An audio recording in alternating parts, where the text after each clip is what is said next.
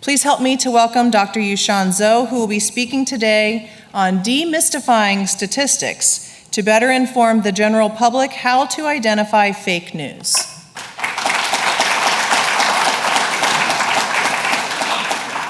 Hello, everyone. Welcome to my talk, especially in a raining day. So when talking about research and statistics, many people may say that, oh, they are too far away from my life, and I don't know anything about statistics. But on the other hand, you may also hear people say that, I compared Google Home and Amazon Echo, then decided on Echo because it's more reliable in voice recognition according to the statistics report.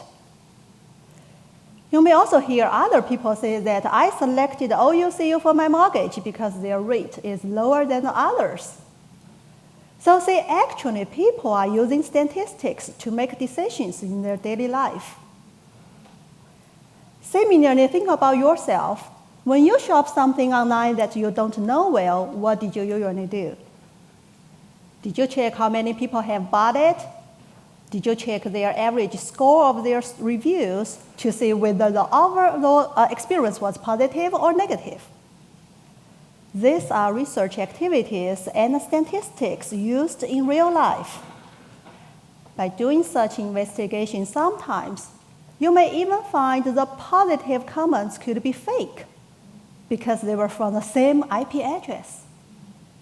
However, this is not easy, right? Especially in the digital society where fake news could spread quickly and easily. So today, let me go ahead to talk about what research strategies and statistics knowledge could be used to detect fake news on social media. Before I talk about the strategies, I want to remind you that the most important thing is the spirit of research, critical thinking. Do not easily believe what you have heard, what you have read before doing some thinking. Always ask the questions such as, where the information was from, how the information was generated. You can use some strategies to help with such investigation. The first strategy I want to talk about today is called self-reflectivity. So in research, we always ask researchers to reflect how their personal experience could impact their interpretation of data, and then try to bracket themselves to avoid any personal bias. We can use this strategy in front of any suspicious information. Here I want to share with you one true story. A few years ago in China, there are some nutrition experts claimed that eating large amount of raw eggplant could help one lose pounds of belly fat within 1 week. Many Chinese women believed it, tried it, and spread the news. As a result, during that time period, many people were poisoned due to overly intake of raw eggplant. So this was a fake news, but why did many people believe it? Somehow I can understand them because I always feel excited about the ends of weight loss, especially those who say, no workout, you will only lose fat, but not your muscles. At this time, my husband asked me, do you really believe it, or do you just want to believe it?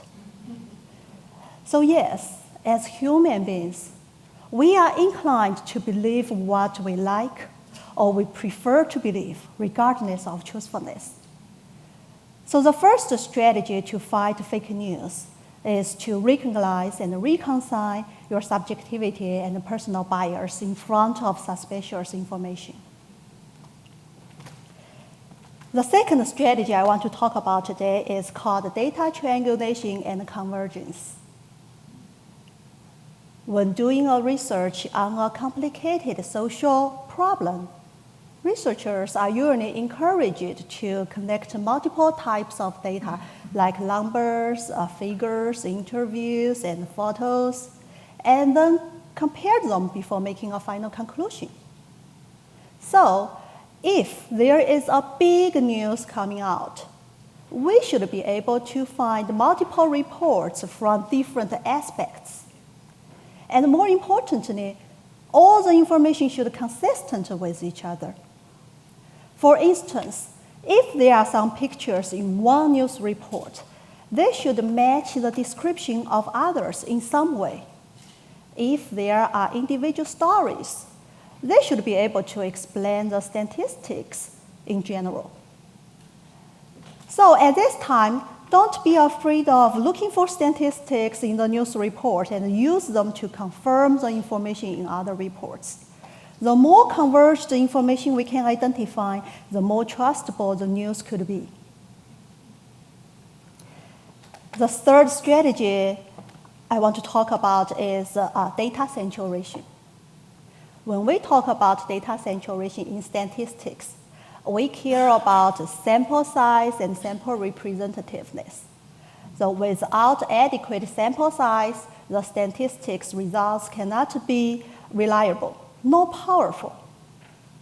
Without sample representativeness, the statistics cannot be valid and cannot be generalized. So if there is any news report with statistics, then we need to check whether the sample is large enough, whether the people can represent the population. If the answer is no, it's more likely that the news is misleading or could be fake. I want to give you one example about how these strategies are used in real life. My daddy, he is crazy about Chinese stock market. So one day I asked him, Daddy, how could you tell your stocks, the news of your stocks are true or fake?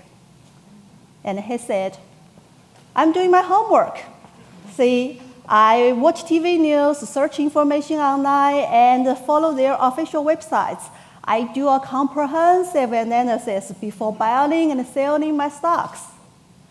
So actually, see, my daddy perfectly used some research strategies and statistics in fighting fake news in stock market, although he is still losing money most of the time. But back to my point today, research and statistics are not far away from our life. They are not, as you may think, too scientific to approach.